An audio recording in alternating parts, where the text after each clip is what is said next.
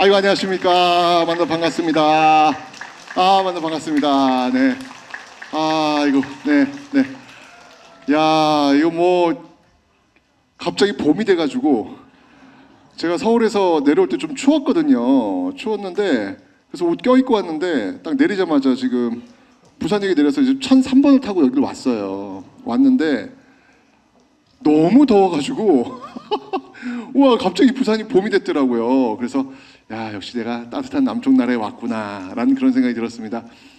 너무 좋은데요, 그죠? 네, 이 위치도 그렇고 그냥 오늘 갑자기 기분이 이렇게 좋아지는 그런 곳이 아닌가라는 생각이 들었습니다. 어떻게 새해 잘 보내고 계세요? 아유, 좋습니다. 네, 저도 지금 새해 시작하면서 뭔가 좀 이렇게 새롭게 또 2026년도 도전을 하려고 열심히 지금 살아보려고 하는데 여러분들 이렇게 또 만나뵙게 돼서 너무 반갑습니다. 자, 오늘 여러분들하고 재밌는 이야기를 좀 한번 해보려고 하는데, 네, 제가 오면 항상 이분들이 늘 도와주러 와요. 이분들 아시죠? 네, 이분들, 네, 뭘 도와줄지 한번. 안녕하세요, 벌거벗은 한국사 팀입니다. 안녕하세요. 지금은 음향 테스트 중입니다. 잘 들리시죠? 어때요? 한국사 팬 소리 질러! 볼륨 좀 조금 있으면 큰별쌤 최태선 선생님의 강연이 시작됩니다. 여러분들 모두 주목. 강연 재밌게 들으시고요. 복습은 TVN 스토리 벌거벗은 한국사에서 함께 하시죠. 여러분, 강연 재밌게 들으세요. 재밌게 들으세요. 저 뒤 잘 들리세요? 잘 들려요? 오케이, 좋습니다. 네, 가겠습니다. 네, 저는 뭐 대한민국에서 역사 프로그램 하면 뭐 늘 감초처럼 등장하고 있죠. 네, 엊그저께 보셨나요? 네. 제가 1등 먹었지 않습니까? 근데 뭐 아이고, 네, 아유, 감사합니다. 네, 아주 사기꾼들 제목이 참 마음에는 안 들지만, 어쨌건 참 이게 방송하시는 분들 보면 놀라워요. 이 장명이 어떻게 여기서 사기꾼이라는 이야기를 들고 나왔을까? 역사를 기록하는 꾼, 사람들, 뭐 이런 의미 아니겠습니까? 참 대단합니다. 네, 어쨌건 있고요.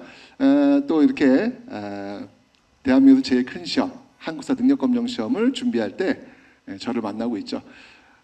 한국사 능력검정 시험 자격증이 지금 혹시 있으신 분 손 들어보세요. 어머, 왜 이렇게 많아 여기? 아니, 손을 내세요. 와, 반이 있어 지금 반이. 와, 장난 아니네요. 맞습니다. 이 대한민국에서 지금 이 시험이 뭐 거의 뭐 그냥 불타오르고 있습니다. 지금 불타오르고 있습니다. 지금, 그죠? 온 가족들이 또 한번 아빠도 엄마도 아이도 함께 이렇게 도전하면서 또 이 가족 간의 어떤 그 의리를 또 지키는 그런 시험으로 되고 있고 참 좋습니다. 문화가 되고 있는 건 조금 좋고요. 현재 제 수강생은 700만 명. 조만간 1000만이 될 것 같아요. 네, 1000만 되면 제가 그때 한번 대선에 한번 나가 보겠습니다. 제가 부산을 위해서 열심히 해보겠습니다. 뭘 또 박수를 쳐요. 네, 그리고 또 이렇게 여러 책을 통해 가지고 여러분들 또 좀 만나고 있네요. 자, 오늘 여러분들과 이 바다에 대한 이야기를, 바다를 바라보면서, 이 공간이 그런 공간인데 바다를 바라보면서 이 바다에 대해서 한번 이야기를 한번 해볼 수 있는 너무 좋은 그런 시간인 것 같아요. 여러분들 아시겠지만 이번 부산에 어떤 그 정부 부처가 왔죠? 어디가 왔나요? 네, 해수부, 해양수산부 왔잖아요. 그죠? 혹시 여기 지금 부산 사시는 분들, 저기 해수부 여기 왔는데 어떻게 생각하십니까? 와서 좋다고 생각하고 있습니다. 와서 좋다. 해수부가 오면 어떤 게 좋을까요? 그냥 뭐가 좋지 않을까요? 뭐가 좋지 않을까? 막연함. 좋아요. 네, 엄마세요? 좋아요. 해수부가 지금 부산시잖아요. 해수부가 이렇게 오면 뭐가 좋을까요? 일단은 좀 일자리 창출이 가능하지 않을까 싶고요. 또 뭐 바다 관련해서 또 뭐 여러 가지 일들이 많이 생길 것 같습니다. 네, 제가 며칠 전에 세종시 갔더니 이렇게 막 플랜카드 있더라고요. 네, 왜 옮기냐. 그래서 어쨌건 간에, 네, 어쨌건 부산으로서는 뭐 무조건 뭐든 오면 좋은 거 아니겠습니까? 그죠? 예, 이 부산은 바다를 끼고 있기 때문에 이 바다를 어떻게 활용해야 될지에 대해서 우리가 좀 고민을 많이 해야 될 것 같아요. 지금 이거 주최하는 곳이 어디냐면 좋습니다. 제가 오늘 여러분들한테 퀴즈를 좀 중간중간 낼 거예요. 그래서 맞추시면 제가 선물을 드릴 건데 여러분들 여기 지금 아까 오시면서 선물 받으셨죠? 그 중에 하나 이렇게 파란색 박스, 그게 뭔지 아세요? 그게 빵이에요. 열어보셨어요? 어떤 모양인지 아세요? 그러니까 식빵인데 어떤 모양인지 아세요? 컨테이너. 예, 해양진흥공사에서 이거 만들었는데, 자, 근데 거기에는 제 사인이 있어요, 없어요? 없죠. 제 사인 있는 빵을 드릴게요, 제가. 네, 어디 있어요? 제 거. 여기 가지고 오세요. 예, 여기 가지고 오세요. 자, 그러면 이리 좀 가져오세요. 자, 퀴즈 첫 번째 퀴즈 몸풀기 한번 풀어볼게요. 예, 맞추시면 오늘 또 기념이잖아요. 오늘 몇 월 며칠입니까? 1월 17일. 자, 지금 이 부산에 이제 새로운 바다를 통한 또 새로운 길이 지금 열릴 것 같은데, 이런 일들을 하는 데 있어가지고 굉장히 중요한 역할을 하는 정부 기관이 있습니다. 해양수산부와 함께 오늘 이 강연을 주최한 그곳은 어딘가요? 제일 먼저 손들었어요. 네, 좋습니다. 네, 번쩍 손들었습니다. 저 어디서 오셨나요? 어디서 왔니? 네, 어디서 어느 동네에서 오셨나요? 저 중앙동. 부산 중앙동. 좋습니다. 자, 오늘 이 강연을 주최한 곳은 어딘가요? 한국해양진흥공사입니다. 한국해양진흥공사. 혹시 여기에 취업할 생각 없으십니까?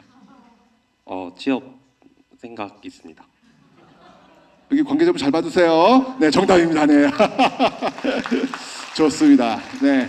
오늘 이 한국해양진흥공사가 주관하는 이 바다에 대한 이야기를 할 텐데, 자, 여러분들 제가 문과 벽이라는 주제를 가지고 한번 얘기를 해볼 것 같아요. 바다는 문이 될 수도 있고, 바다는 벽이 될 수도 있습니다. 이 바다, 부산에 있는 바다는 문이 되어야 될까요? 벽이 되어야 될까요? 당연히 문이 돼야 되겠죠. 어디든지 뻗어나갈 수 있는 그런 문을 이 부산은 만들어야 되지 않을까라는 생각이 들면서, 저도 진짜 부산을 제가 너무 좋아하거든요. 제가 너무 좋아해서, 특히 이 전경이 너무 좋잖아요. 그죠? 그래서 제가 여기 와서 너무 아름다운 거예요. 그래서 저희 연구소 제2연구소를 부산에다가 저 부산 시민이에요. 예, 영도에 있어요. 영도에. 예. 옛날에 이순신 장군이 부산진 전투할 때 있잖아요. 거기 그 바다를 딱 바라보는, 뭔가 이순신 장군의 기회를 좀 받기 위해서 제가 거기다가 연구소 제가 지금 만들었잖아요. 너무 아름답습니다. 그러니까 왠지 모르게 부산에 오면, 그러니까 일단 사람들 이 억양이 이 텐션이 올라가요. 일단, 그죠? 약간 정신이 좀 없는데, 죄송해요. 이게 서울 사람이다 보니까 이분들이 이렇게 막 뭘 얘기하시면 제가 약간 멍한 느낌이 들긴 해요. 그런데 그게 기운인 것 같아요. 부산에 오면 뭔가 그 기운을 받고 저도 모르게 업되는 그런 느낌이 있는 곳이 부산. 살아있네. 어색하죠? 네.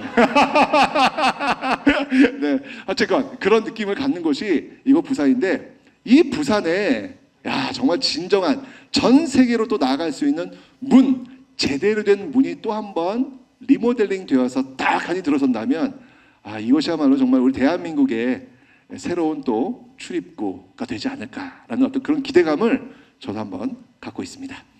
자, 그래서 오늘 여기서 한번 얘기를 해볼 텐데, 이렇게 바다와 관련된 이야기를 할 텐데, 우리나라에서 바다 하면 딱 두 사람이 빵 떠오릅니다.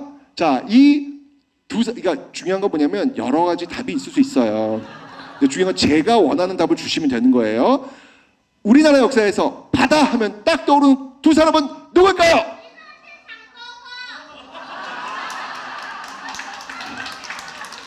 야, 축하드립니다. 네, 축하드립니다. 어쩔 수가 없어서 미안합니다. 네, 그냥 갑자기 막 이야기를 해버리는 순간에 맞습니다. 바다하면 이순신과 장복을 들을 수 있는데, 저는 오늘 바다의 해신 장보고, 네, 여러분 여기가 어디냐면요, 중국 산동반도에 가면요, 적산 법화원이라는 사찰입니다. 근데 여러분들 이게 이게 장보고 동상이에요. 장보고 동상인데 여러분들 이 규모가 제가 이렇게 쓰면 제 머리가 여기 오는 거예요. 이게 진짜 제가 뭐 상상을 어마어마하게 이렇게 봐야 돼요. 이렇게 봐야 돼요. 이게 우리나라 저 광화문에 있는 이순신 장군 규모하고는 비교가 안 됩니다. 어마어마한 규모인데 제가 지금 가서 이거 찍어온 사진이거든요. 와, 엄청납니다. 중국에서는 기본적으로 이 장보고는요, 그냥 신의 반열에 올라간 사람이에요. 신의 반열. 그래서 이 바닷일을 하는 사람들한테는 이 장보고 이 동상 말고 또 저쪽 산 쪽에 가면요, 엄청나게 큰 또 동상이 하나 있는데 그게 곧 장보고를 의미하거든요. 그래서 그곳에서 기도하고 복을 빌고 그러는 모습도 있어요. 장보고는 돈을 벌어다 주는 신, 중국인들에게 그런 어떤 엄청난 이미지를 갖고 있습니다. 자, 이 장보고는 여러분들 통일신라 시대의 사람이에요.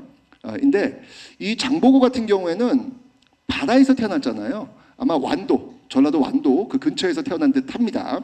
근데 기본적으로 신라는 골품제 사회잖아요. 신분제 사회, 그죠? 예.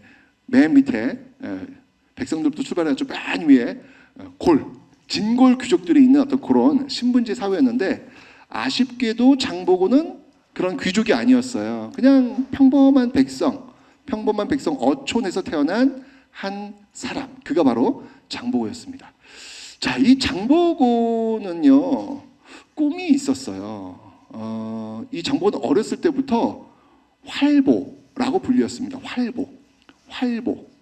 너는 어쩜 이렇게 잘 먹니? 이 먹보야. 할 때 그 먹보. 그렇게 표현 쓰잖아요. 그죠? 활보. 그러니까 뭘 잘할까요? 활을 잘 쏘는 거예요. 그래서 활보. 이걸 이제 한자로 표현하면 궁복. 뭐 이런 식으로 이제 불렸는데 활을 잘 쏘니까 이 장보가 꿈을 가진 거예요. 어떤 꿈을 가졌느냐? 이 사람이 지금 태어난 곳이 바닷가 근처 아니겠습니까? 항상 이 장보고는 내가 이 바다에 나가서 뭔가 정말 위대한 장군이 되고 싶었던 거예요. 근데 중요한 건 통일신라 시대는 신분제 사회였기 때문에 백성들, 평민들이 꿈을 꾸는 것 자체가 비극이죠. 왜냐하면 신분제 사회에서는 꿈을 꿀 수 있는 사람은 오직 귀족들, 진골들만 가능했지 일반 백성들은 꿈을 갖는 게 불가능했습니다. 왜? 이룰 수가 없어요. 그 꿈은요. 장군이 되겠다고요? 안 돼요. 아무리 능력이 뛰어나고 활을 잘 써도 안 돼요. 왜? 신분의 벽을 뚫을 수가 없기 때문이었죠. 장보고는 아마 그래서 그 10대의 나이에 생각해 보세요, 여러분들. 우리 친구는 이름이 어떻게 돼요? 우빈이요. 우빈은 나중에 한 20년 뒤에는 어떤 사람이 되고 싶어요? 크리에이터요. 크리에이터. 너 지금 왜 촬영 안 하고 있어? 크리에이터가 되려면 뭔가 지금 촬영을 하고 있어야지.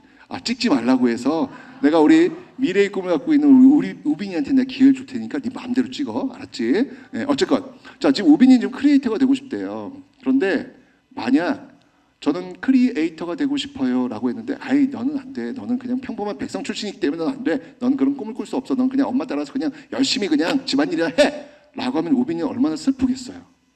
얼마나 슬퍼요. 내가 하고 싶은 게 있는데 할 수 없는 시대에 태어났다는 거. 여기 있는 우리 친구들은요 정말 역사를 이렇게 공부하다 보면 이 시대가 얼마나 복받은 시대인지를 아시게 될 거예요. 장보고는 그런 복받은 시대에 태어난 사람이 아니라는 것이죠.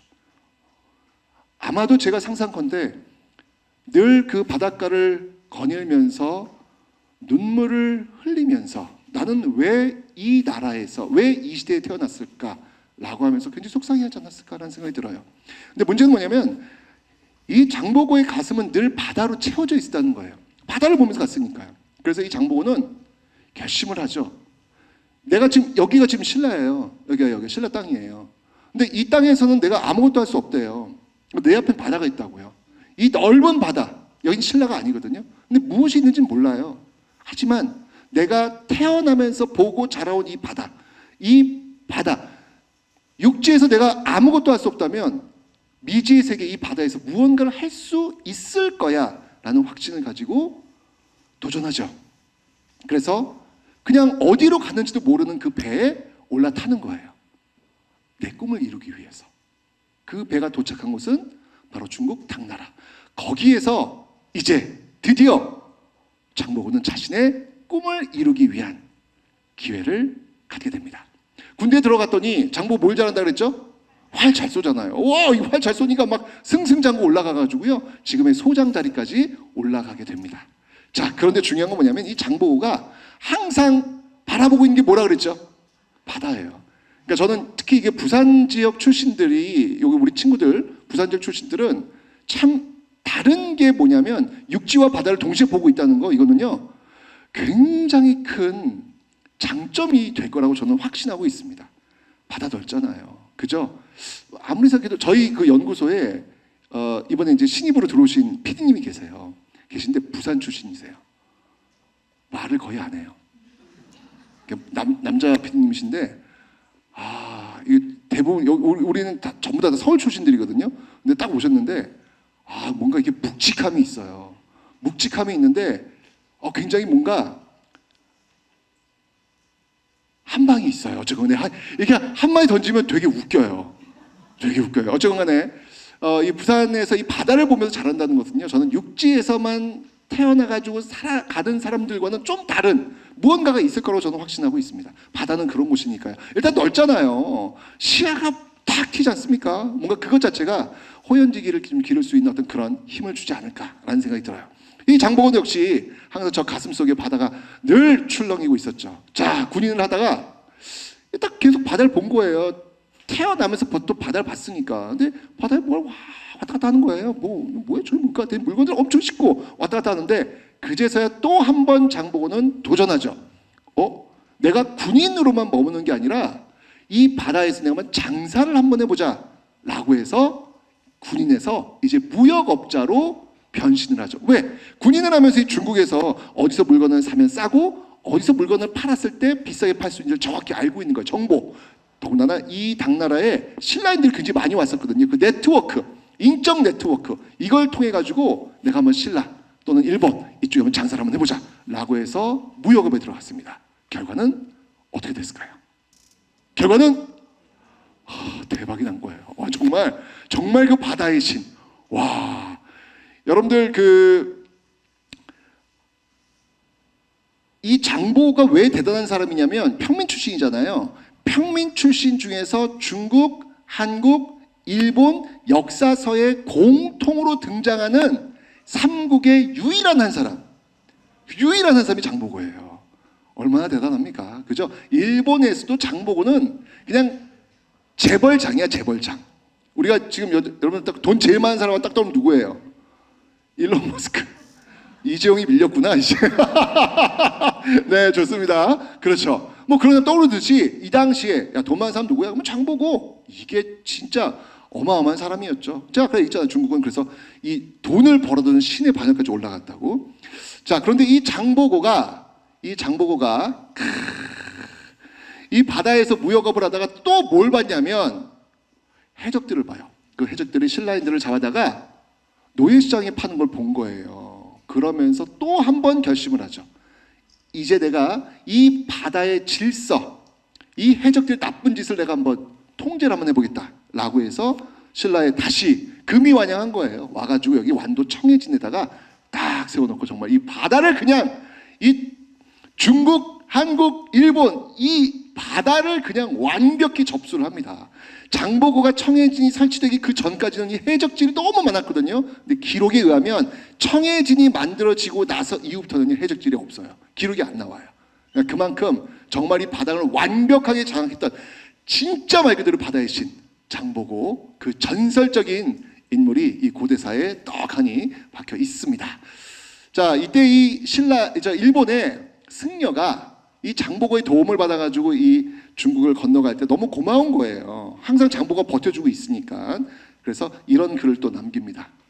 나는 신라의 대사 장보고가 바다의 여러 나라를 통솔해 중국과 일본 사이에서 소금 무역선을 자유롭게 오가게 한다는 소문을 들었다.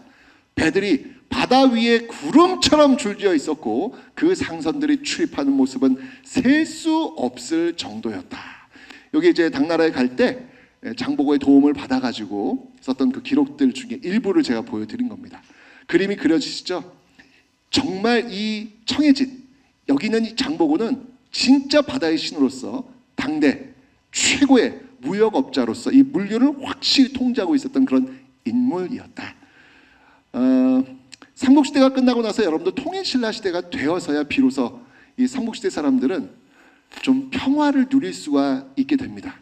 그런 이유 중에 하나가 바로 이렇게 장보고가 이렇게 바다를 좀 장악하면서 질서를 잡았기 때문이 아닐까라는 생각이 드는데, 오늘은 이 바다가 이렇게 중요한, 왜 중요한지를 다시 한번 좀 제가 역사적으로 좀 설명을 좀 드려볼까 합니다. 자, 우선 여러분들 요즘 그 서울에서 뮤지컬이 하나 하고 있습니다. 이게 뭐냐면 한복 입은 남자라는 뮤지컬을 지금 하고 있어요. 하고 있는데 참고로 이제 제가 홍보를 좀 했습니다. 네, 한번 시간 되시면 가보시기 바랍니다. 이 한복 입은 남자의 모티브가 어디서 나왔냐면 여기서 나옵니다. 이 그림 혹시 보셨나요? 안 봤어요? 나중에 이제 미술 시간에 아마 만나시게 될 거예요. 이거 지금 16세기 그 유럽에서 유명한 화가 그린 스케치인데 제목이 한복 입은 남자예요. 제목이 코리안 한복 입은 남자인데 이 사람이 누구냐? 이 사람이 누구냐? 놀랍게도 이 사람은 바로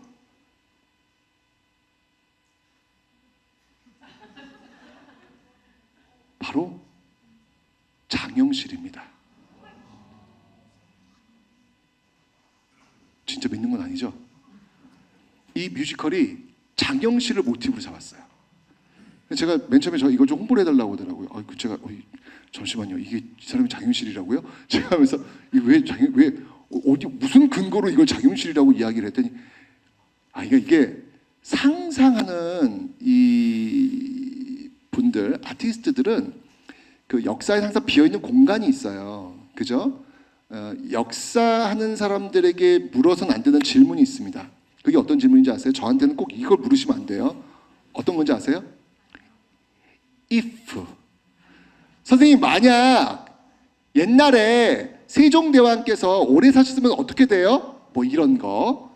저한테는 이런 걸 물어보시면 안 되는 거예요. 역사하는 사람들은 이미 벌어진 사실을 가지고 어떻게 해석할 것이냐를 이야기하는 사람들이고, if, 만약 그랬으면 어떻게 돼요? 이 질문은 소설가들한테 묻는 질문입니다.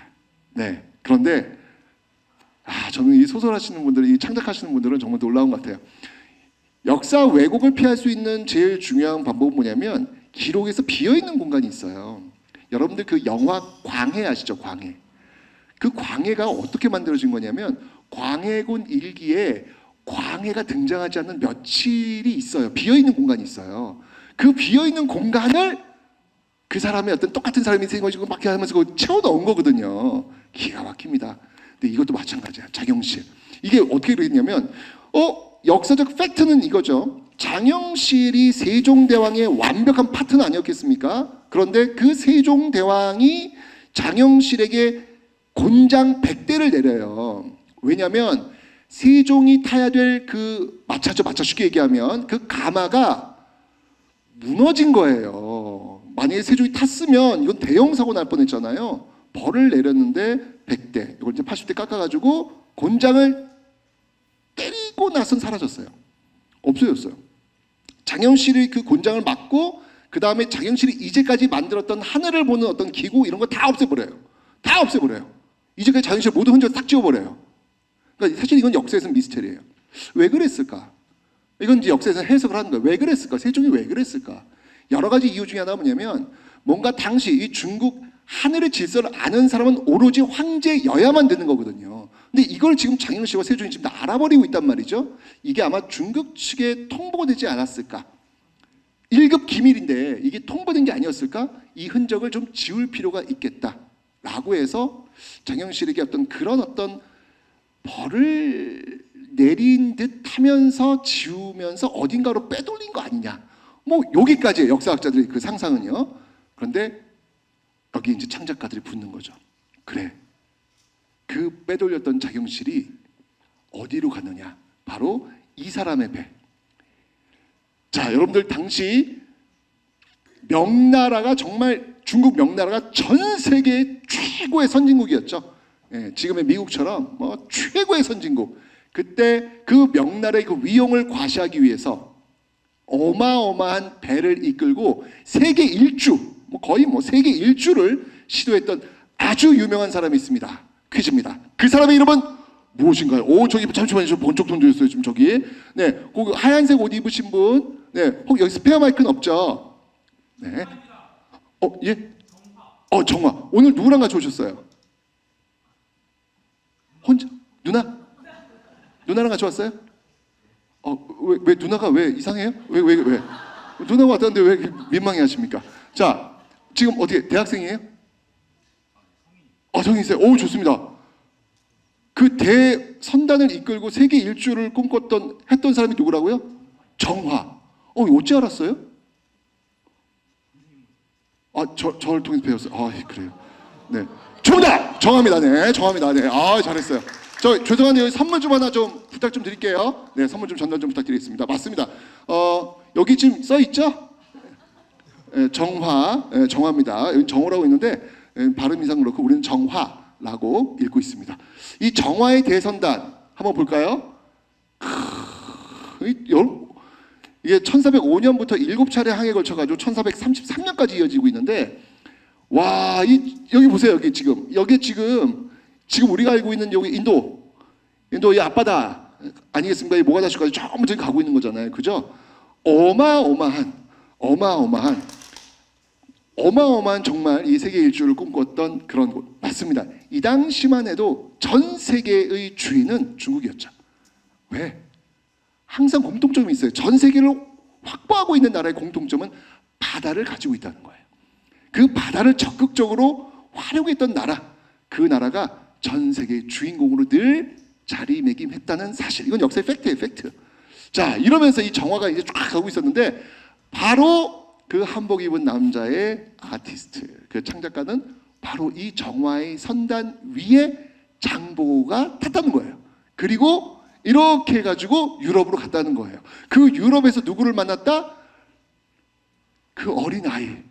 이 장윤실 발명도 너무 잘하고 너무 대단한 거에서 장윤실을 쫓아다니면서 그로부터 많은 걸 배웠던 사람이 있었습니다. 그가 바로 오 마이 갓, 레오나르도 다빈치.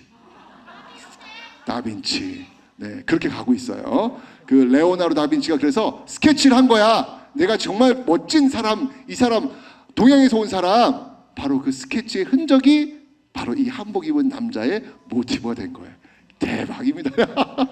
정말 정말 엄청나요. 어쨌든 팩트, 역사 사실에서 비어 있는 공간을 통해 가지고 그 이야기를 만든 거예요. 왜냐하면 역사 사실은 권장받고 사라져요. 나오질 않아요. 죽었는지 어떻게 알 수가 없는데 그걸 창작자가 이런 식으로 보여주고 있죠. 자, 이러면서 어떤 정화인데 제가 이거 왜 말씀을 드렸냐면, 보시면 알겠지만 이렇게 지금 1405년부터예요. 그러니까 15세기 초부터 전개했던 이 중국의 이 바다의 주인으로서의 어떤 이 모습은 정말 대단했다라는 겁니다. 자, 제가 한번 설명 좀 들어볼까요? 이 정화가 타고 다녔던 배의 사이즈를 제가 좀 보여드릴게요. 자, 정화선단이고요. 바스코다가마 아시죠? 그 바스코다가마 세계 일주했던 바스코다가마 이 배예요. 사이즈 보세요. 사이즈 이거하고 여러분 알고 있는 콜럼버스 있죠? 콜럼버스 타고 다니는 배라고 보시면 되는 거예요. 그러니까 유럽인들의 그 세계 일주를 했던 이 배와 중국이 당시 정화가 했던 이 배의 사이즈는 이게 비교가 안 되는 거예요. 이게 엄청난 겁니다. 어마어마한 겁니다. 근데 중요한 건 뭐냐면 이 정화의 세계 원정이 1433년으로 종료가 된다는 거예요. 중국이 바다를 문이 아닌 벽으로 만들어요. 더 이상의 해상 무역은 없다. 이제는 어떠한 외국과의 해상을 통한 무역은 끊는다 라고 하면서 1433년으로 종료가 돼요. 이거는 정말 중국 역사에서 가장 치명적 실수 중에 하나. 이 바다를 놓았다는 거. 여기 아까 보셨지만 여기가 다 지금 바다. 중국이 다 오가면서 지금 뭐 엄청난 물류를 지금 잡고 있었던 이런 상황이었는데 이게 다 문이잖아요. 그 문을 다 막아버렸다는 거. 이러면서 이 중국의 역사는 이제 한 페이지를 접고 이 바다의 주인공이 다른 쪽으로 넘어가게 되는 겁니다. 자, 이게 지금 15세기 초반이죠. 자, 그 다음에 또 한 번 세계사적으로 아주 이슈가 한 번 있어요. 그게 언제냐면, 자, 1492년. 아까 물어본 거예요. 네, 1492년 뭡니까?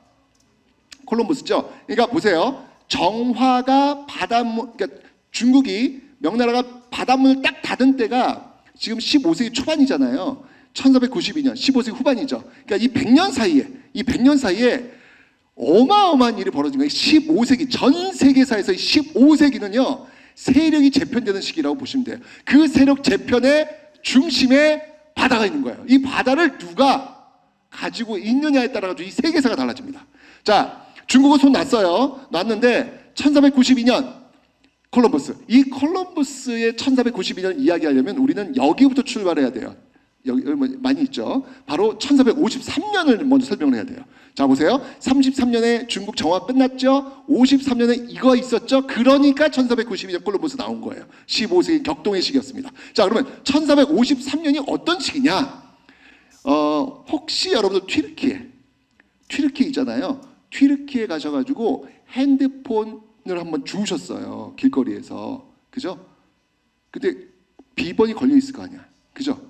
거기에 비번에 혹시 1453을 눌러보세요. 그럼 풀릴 거예요. 왜냐면 이 튀르키예인들, 특히 이 성인 남성들, 뭔가 이게 튀르키예 분들은 이게 뭔가 좀 이게 있나 봐요. 이 1453이라고 하는 숫자에 대해서 어마어마한 자부심을 갖고 있습니다. 이 튀르키예인들은요. 자, 1450. 그래서 실제로 비번이 1453이 그렇게 많답니다. 예, 누르면 확률이 굉장히 높대요. 1453. 과연 어떤 해일지 한번 보도록 하겠습니다. 자, 저쪽 바다 쪽에서 중국은 이미 20년 전 1430년 손 놨고요. 자, 이제 1453년인데, 자, 이게 어떤 거였냐면, 자, 보세요. 바다 쪽은 지금 손을 놨고 바다 말고 육지길이 있었어요. 또 육지길, 이 길을 퀴즈입니다. 뭐라고 할까요? 자, 맨 뒤에 어떤 길? 실크로드 비단길. 정답. 아, 좋습니다. 맞습니다. 이게 바로 비단길. 실크로드인데 보세요. 와, 엄청나죠? 바다를 통하지 않으면 이렇게 지금 움직여야 되는 어떤 그런 모습들인데, 교토, 경주, 낙양, 와, 도단, 카시카르에서 여기 이스탄불을 거쳐서 저 유럽 쪽으로 들어가요. 이스탄불. 자, 이스탄불 가볼게요. 어디냐면 튀르키예 가시면 우리 가족분들 혹시 여행 가실 때 튀르키예 가시면 이스탄불을 꼭 가셔야 돼요.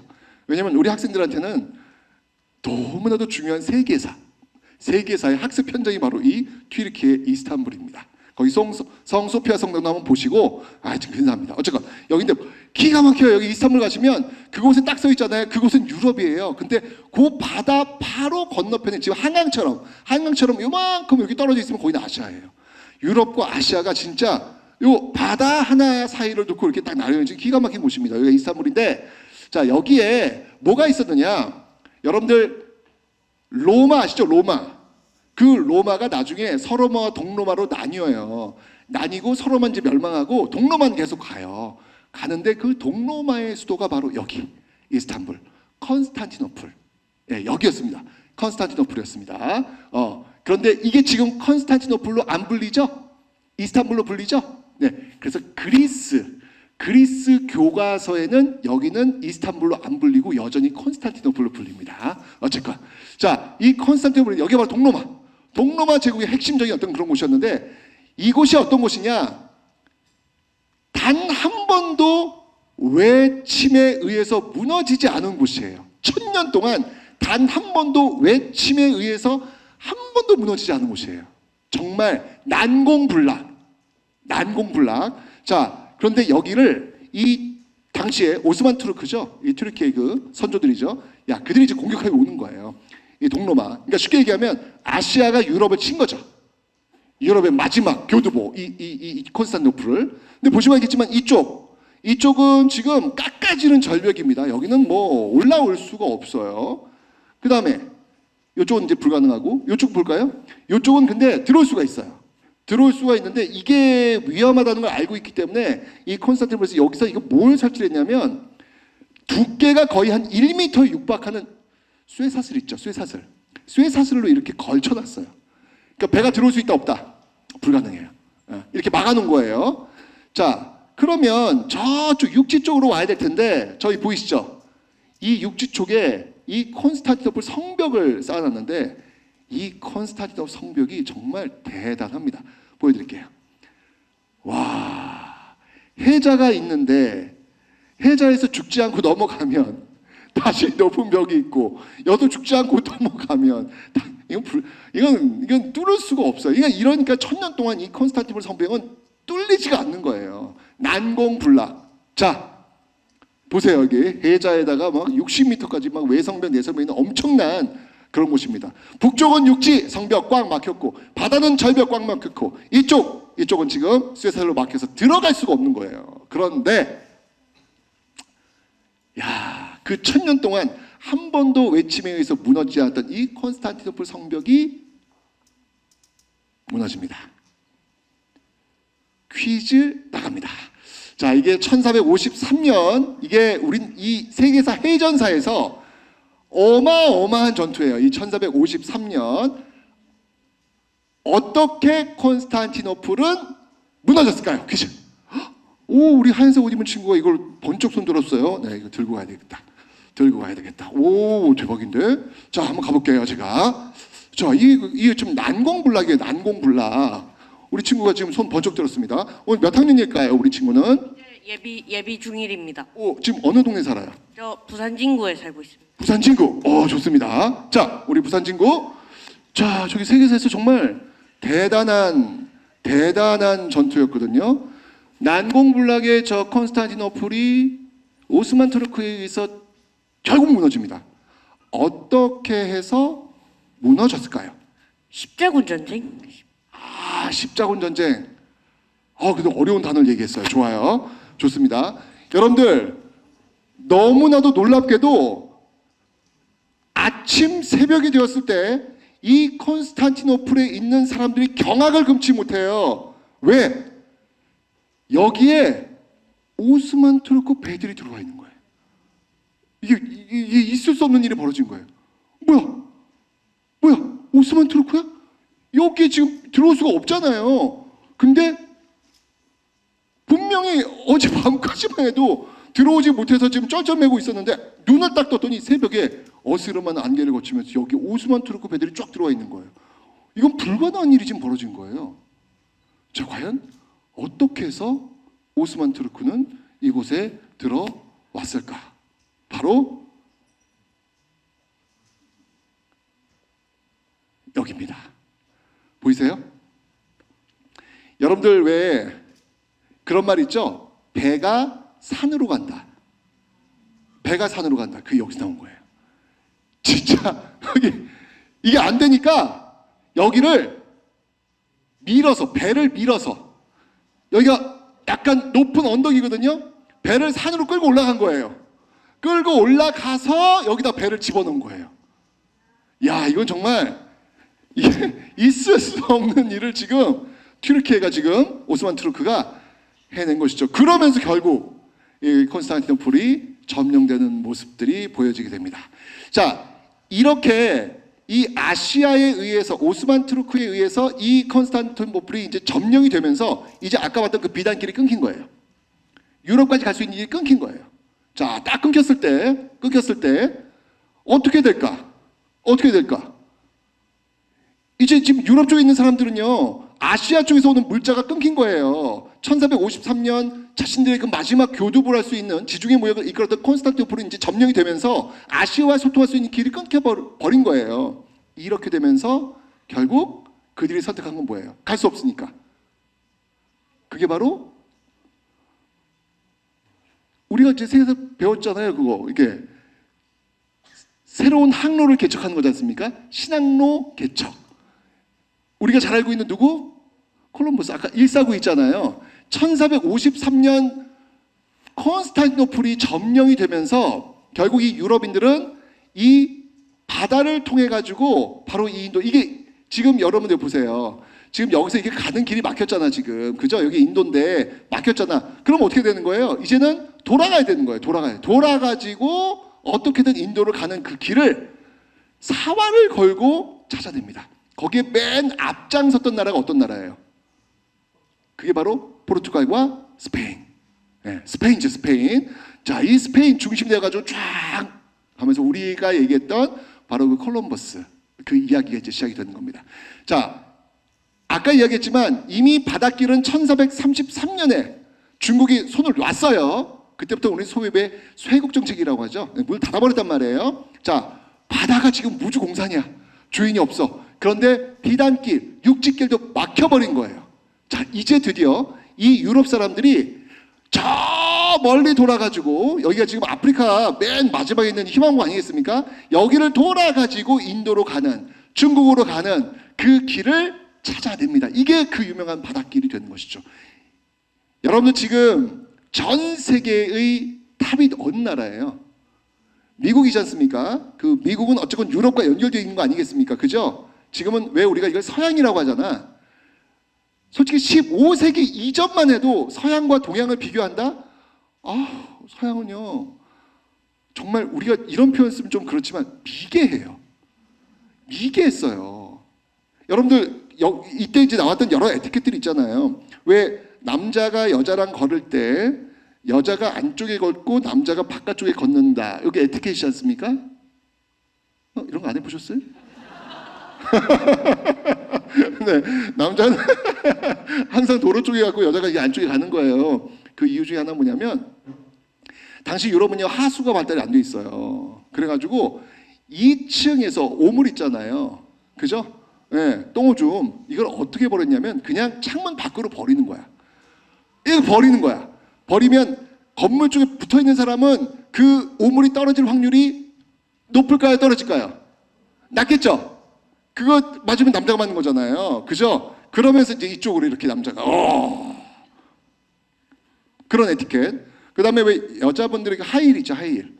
하이힐도 그 바닥이 워낙 지저분했기 때문에 너무너무 더러운 거예요. 그런 데서부터 어떻게 좀 피하기 위한 그런 어떤 도구로서 나오는 모습들.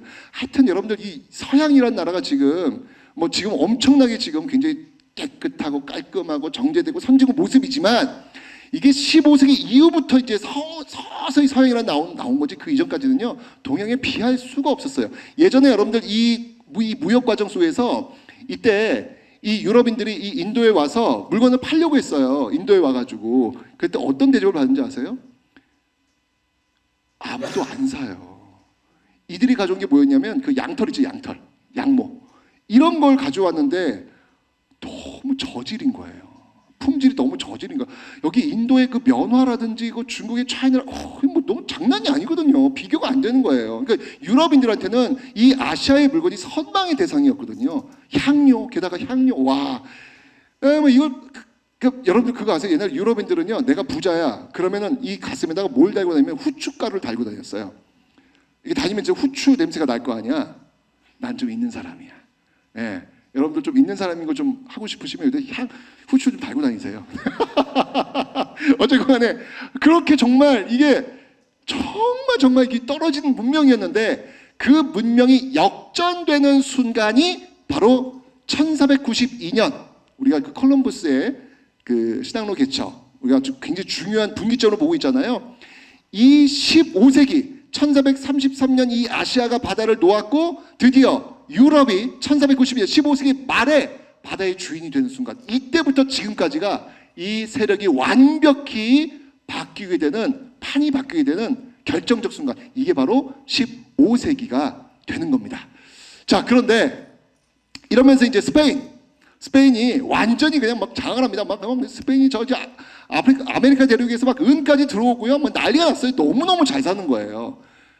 그런데 그 잘 나가는 스페인, 그 바다의 주인 스페인이 무너지게 되는 계기가 바로 이 1588, 딱 100년 뒤, 1492년 콜럼버스 발견, 그 다음에 100년 뒤에 역전되죠. 자, 1588년. 아까 제가 지금 1453년 그 콘스탄티노플 대공방, 전쟁사가 엄청 중요한 거고요. 이 1588년도 엄청난 세계사에서 큰 변화. 이거는 판이 바뀌는 게 동양에서 서양으로 했다 그 정도 판은 아니지만 서양의 주인공이 스페인에서 이 나라로 옮겨가게 된 출발점. 이게 바로 1588년 이 싸움 때문입니다. 이 싸움의 이름은 무엇인가요? 우리 친구가 이걸 안다고?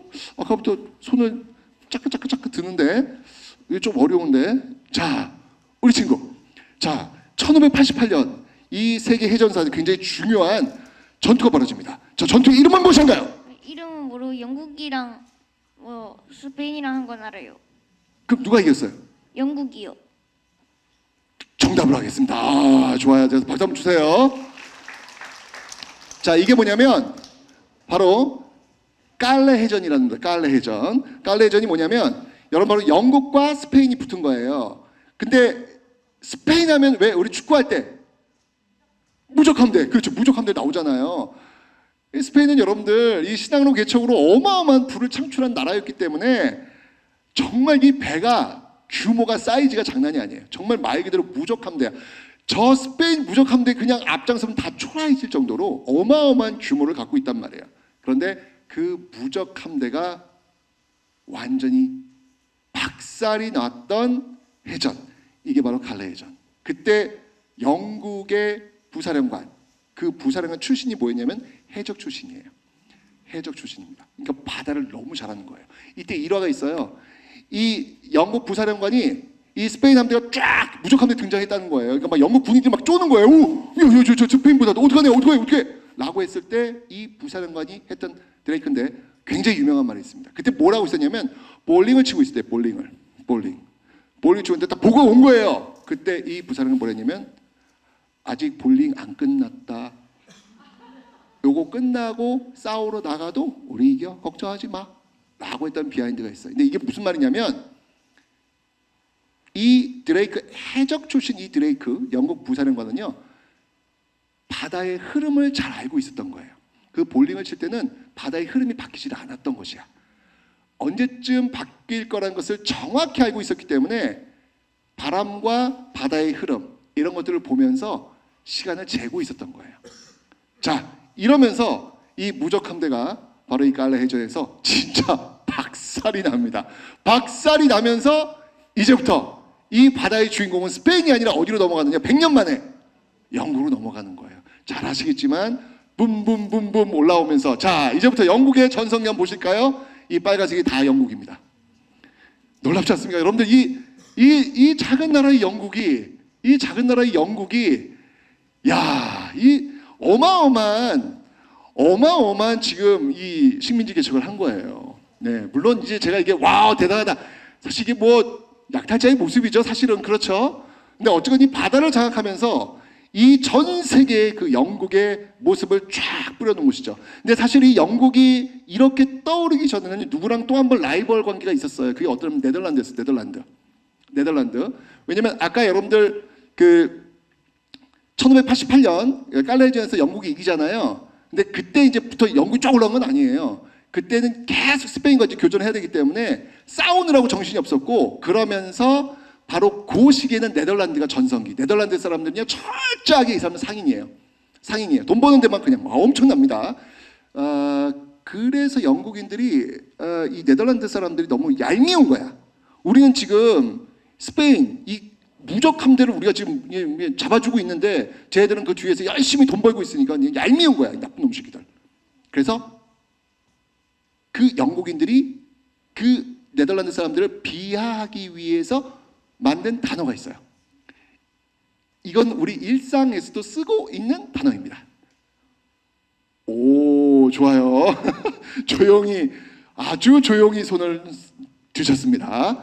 자, 죄송하지만 이건 제가 알고 있는 답을 주셔야 됩니다. 자, 영국인들이 네덜란드인들을 비하하기 위해서 우리가 지금 일상생활에 쓰고 있는 이 단어는 무엇입니까? 더치페이. 정답. 이야, 맞습니다. 예, 여러분 더치페이 아시죠? 더치페이가 뭐냐면 이제 각자 뭔가 각자 내는 거잖아요. 그죠? 와, 저는 저번에 그 대학교 어디 강연 갔다가 저 음식점 들어왔는데 그 계산줄이 엄청 긴 거예요. 왜 이렇게 계산줄이 이렇게 길어? 빨리빨리 계산하고 나가면 되지. 봤더니 아니 분명히 친구들끼리 왔는데 친구 3명이 다 줄 서 있더라고요. 그게 무슨 풍경인가 봤더니 한 명씩 자기 먹은 걸 또 계산을 하더라고요. 그래서 야, 참 이게 그런 걸 우린 더치페이라고 하잖아요. 이게 왜 그랬냐면 영국인들이 네덜란드 너무 얄미운 거예요. 얄미우니까 뭔가 얘네들은 그냥 돈에만 밟고 그저 자기의 그 돈만 계산하는 그런 아주 싸구려 인간들. 그런 의미의 더치가 네덜란드거든요. 더치페이, 네덜란드식 계산법. 더치페이 뭐 이렇게 나오는 거예요. 근데 그게 이제 지금 우리는 이제 일상에 쓰고 있는 말이 되는 것이죠. 그런데 어쨌건 간에 그 전쟁 과정 속에서 영국이 주도권을 쥐면서 이렇게 오게 된 겁니다. 자, 그런데 이 영국, 그때 나왔던 그 유명한 단어, 해가 지지 않는 나라 영국, 그죠? 이 바다를 통해 가지고 뭐 어마어마한 무역을 장악했던 영국의 역사가 있습니다. 그런데 그 영국의 역사가 땅 끝나죠? 그게 어떤 사건을 계기로 해서? 바로 2차 세계대전. 그 2차 세계대전을 중심으로 해가지고 이제 이 대서양과 이 태평양의 주인이 바뀌죠. 누굽니까? 그렇죠. 바로 미국의 이 해군력. 어마어마했죠? 이 해군력을 통해 가지고 바로 나 진짜 정말 FAFO 이게 무슨지 알죠? FAFO 왜 무슨 뜻이에요 이게? 까불다 이거예요. 까불면 죽는다. 이게 지금 비속어인데 어저번에 그 트럼프가 잘 쓰는 단어입니다. 까불면 죽는다.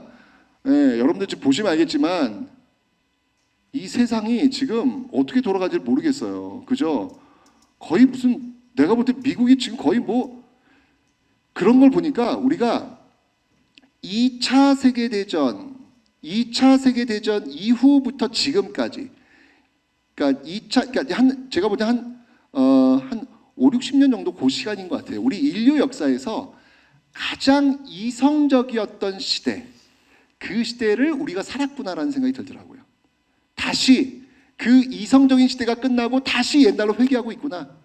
그냥 적자 생존의 시대로 지금 다시 돌아가고 있구나 라는 어떤 그런 생각이 들더라고요. 이제까지는 이 2차 세계대전이 끝나고 정말 세계 최고의 맹주로 올랐던 이 미국에 의해서 나름대로 서로 연대하고 서로 협력하는 어떤 그 조약기구들을 통해 가지고 움직이고 있었는데 이제 트럼프가 등장하면서 트럼프 일기 등장하면서 이게 완전히 지금 깨지고 있구나 라는 그런 생각이 저는 들고 있습니다. 그러니까 이 과정 속에서 우리가 정신 똑바로 차려야 되는 거예요. 자, 이러면서 여러분들 이게 유명한 사진이죠. 2차 세계대전에서 미국이 이오지마 이 섬에다가 이 성조기 꽂는 이 장면이 이제 미국의 탄생이라고 보시면 되는 거예요. 이 장면이 진짜 이때부터 이제 미국의 어떤 그 모습을 봐가지고 지금까지 FAF까지 오는 거예요. 지금 이게 이 모든 것들의 중심에는 바로 이 바다입니다. 바다. 2차 세계대전 때 이 미군의 해군력, 바다의 어떤 장악력 이걸로 그냥 게임을 끝낸 거거든요. 어마어마한 힘이었거든요. 이 바다를 누가 장악했느냐에 따라 가지고 세계의 주인공은 바뀌고 있었다라고 제가 말씀을 드렸죠.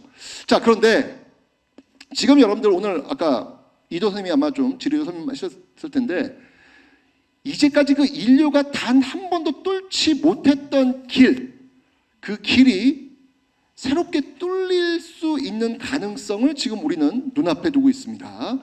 자, 그러면서 이야기하고 있는 게 바로 이 북극 항로라는 건데, 자, 아까 제가 여러분들 영국이 전 세계를 장악할 수 있는 그 루트 중에 하나가 뭐였냐면 유럽이 지금 아시아로 와야 되거든요. 아시아로 오는데 너무 먼 거예요. 휘발유까지 걸어 이렇게 쭉 빙빙 돌려면. 자, 그래서 옛날엔 여러분들 보세요. 지금 여기 수에즈 운하 있죠.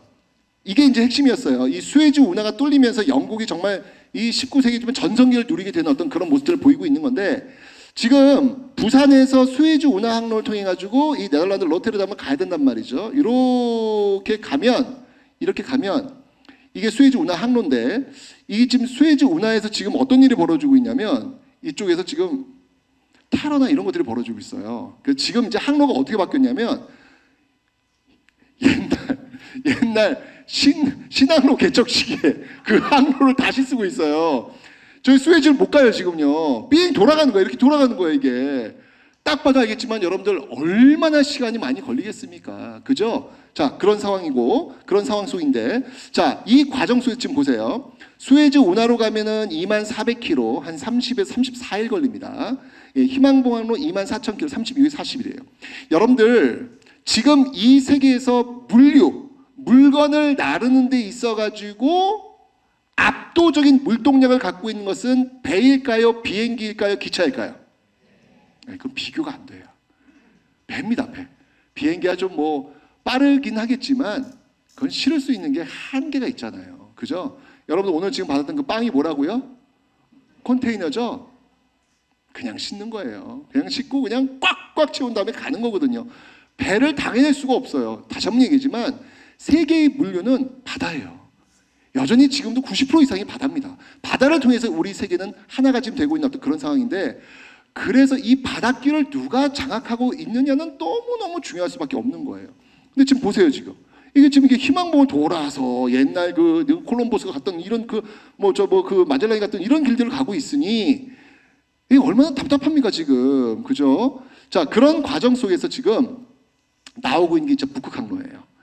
근데 이 북극 항로는 사실은 예전에 아까 여러분들 영국과 네덜란드가 이제 붙었다 그랬잖아요. 영국 이겨요. 그러니까 네덜란드 사람들이 지금 갈 수 있는 길이 막힌 거야. 그래서 그들이 어디를 뚫으려고 했냐면 저 북극 항로를 뚫으려고 했어요. 북극을 뚫어가지고 아시아로 오려고 했는데 그거는 불가능했어요. 왜? 그때는 북극이 그냥 꽝꽝 얼었기 때문에 그때의 인력으로서는, 그때의 기술로서는 그거는 불가능했다라는 얘기죠. 근데 몇백 년 지난 지금 이게 웬일이야? 지구 온난화 현상이 벌어지면서 북극이 지금 따뜻해지고 있어요. 빙하가 녹고 있어요. 근데 이걸 지금 기회라고 이야기를 해야 되는 건지 위기라고 이야기를 해야 되는지 참 어렵습니다. 이게 참 어려운 상황인데 어쩜 빙하가 녹고 있다고요. 녹고 있는 상황 속에서 지금 항로가 열렸고요. 지금 항상 물류는 여러분들 시간의 단축이거든요. 물류를 이렇게 이동을 시킬 때는, 물건을 이동을 시킬 때는 얼마나 그 시간을 단축해 주냐가 굉장히 중요한 건데, 이 북극 항로 같은 경우는 여러분들 보세요. 이 비용이 한 바퀴 삥 돌 때의 비용이 확실히 절약이 되고 있죠. 그죠? 이 북극 항로 뚫리면은. 자, 여러분 이 싱가포르 있지 않습니까? 이 싱가포르는 알겠지만 전 세계 물류의 허브예요. 허브. 다 모든 것들이 이 싱가포르 통해서 지금 가고 있잖아요. 이 싱가포르이 물류의 허브가 됐던 이유는 뭐였냐면 바로 아까도 봤지만 영국이 이 싱가포르를 전략적으로 선택을 한 것이죠. 영국이 해가 지지 않는 나라가 되기 위해서 전략도 찍었던 나라 중에 하나가 싱가포르예요. 이 싱가포르이 바로 이 아시아 중국 쪽으로 오는 그 말라카 해협의 딱 중간에 있거든요. 이러면서 뭘 했냐면 자유무역한 거예요. 야, 일로 와. 그전엔 네덜란드가 막 여기저기 있다가 우리 항구 이용하려면 네덜란드는 뭘 어떻게 하면 관세, 세금 내라고 했거든요. 지금과 똑같아요. 세금 내. 배 들어온다? 세금 내라고 했는데 영국이 이 네덜란드 극복하기 위해 선택한 방법이 자유무역이에요. 야, 싱가포르 와. 우리는 세금 안 받아. 와, 안고 나서 활약해. 라고 하면서 이제 완전히 판이 바뀐 거죠. 이러면서 영국으로 넘어갔는데, 자, 영국이 이 수에즈 운하를 통해서 싱가포르를 정하면서 이게 몇백 년 간 거예요. 이 세상이 몇백 년 간 거예요. 그런데 이 북극 항로가 만들어지는 순간 이제 판이 바뀔 수 있는 어마어마한 기회가 올 수 있는데, 이 북극 항로에 지금 관심이 있는 나라들, 대표적인 나라가 지금 중국과 우리나라입니다. 보시면 알겠지만 여러분들 여기 지금 제가 앞에서 보여드리면 알겠지만 이 중국은 지금 여기 뭐 상하이라든지 요 위쪽에 있는데, 지금 눈으로 봐도 알겠지만 어디가 훨씬 더 짧아요? 부산하고 어디가 더 짧아요? 당연히 부산이 짧잖아요. 부산 이쪽에서 이제 출발하는 거 아니겠습니까? 그죠? 이거는 여러분들 항로라고 하는 건 여러분들 선점을 해야 되거든요. 선점을 해서 거기서 기반시설 빨리 갖춰야 되는데, 지금 그래서 이 부산이라고 하는 곳이 저는 정말 어마어마한 기회를 맞고, 제가 좀 너무 궁금했어요. 그래서 어제 제가 그 AI한테 물어봤어요. 야, 그 부산 북극 항로가 성공할 확률이 너는 몇 %라고 보니? 너무 궁금했어요. 제가 물어봤더니 80%래. 와, 80%. 야, 너 중국과 비교를 해봐. 그랬더니 중국보다 훨씬 더 거리가 가깝잖아요.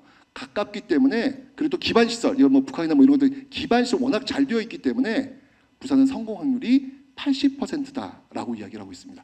여러분들 이 부산이 싱가포르처럼 된다고 한번 생각을 해보세요. 상상을 해보세요. 세계의 어떤 물류의 그 허브가 된다고 한번 생각을 해보세요. 가슴이 설레지 않습니까? 그렇지 않습니까? 저는 이 뉴스 보면서 이 북극 항로라고 하는 게, 왜냐하면 인류 역사에서 항상 그 터닝 포인트가 있거든요. 아까 제가 얘기했지만 15세기가 그 인류 그 판 자체가 동양에서 서양으로 넘어가는 판이 바뀌는 어떤 그런 과정이었고, 놀랍게도 여러분 보세요. 중국에서 유럽 쪽으로 갔죠. 유럽 쪽에서 아메리카 쪽으로 왔죠. 아메리카 쪽에서 지금 다시 지금 이쪽 동쪽으로 지금 이 화살표가 오고 있는 그런 형국인데, 중국도 지금 엄청 크고 있잖아요. 지금 그죠? 그런 과정 속에서 우리가 그 사이 부산 이곳을 북극항의 전진 기지로 만들어 놓는다면 우리 아이들 네, 좀 요즘 부산의 인구가 많이 빠져나가더라고요. 보니까요. 우리 영도는 왜 이렇게 좀 불이 안 켜지는지 모르겠어요. 왜 이렇게 밤만 되면 이렇게 컴컴해요. 우리 영도는. 그런데 다시 이 부산에 심장이 달리는 게 아닐까라는 생각이 드는 거예요. 부산에 여러분들 이 바다가 부산 바다가 여러분들 벽이 아니라 문이 되는 순간, 그것도 어마어마한 문이 되는 순간 이 부산은 다시 한번 그 뜨거운 심장으로, 여러분들 부산의 역사가 어떤 역사입니까? 이 대한민국 산업화의 출발점이 아니었습니까? 그런데 이제까지 물류가 이 부산을 통해서 들어오는 거였더라면 이제는 나가는 그 문으로서 전 세계를 향하고 있는 이 북극항로의 출발점이 된다면 저는 100년, 200년, 300년 지나고 나서 이 터닝 포인트가 바로 21세기 바로 지금이 되지 않을까라는 생각이 드는 거예요. 부산 시민들뿐만 아니라 이 대한민국 모든 국민들이 이 부산을 바라보면서 정말 응원을 많이 하고 있다는 거. 부산은 반드시 북극항로의 거점이 되어서 이 세상의 물류의 그 허브로서의 어떤 그 기능을 해야 된다는 거. 지금은 너무 중요한 시기이기 때문에 우리가 이 항로의 그 선점을 위해서 우리가 좀 많은 관심을 좀 가지고 새로운 세계사의 출발을 위한 부산의 출발을 기대해야 된다는 사실을 말씀드리면서 오늘 강의는 마치도록 하겠습니다. 감사합니다.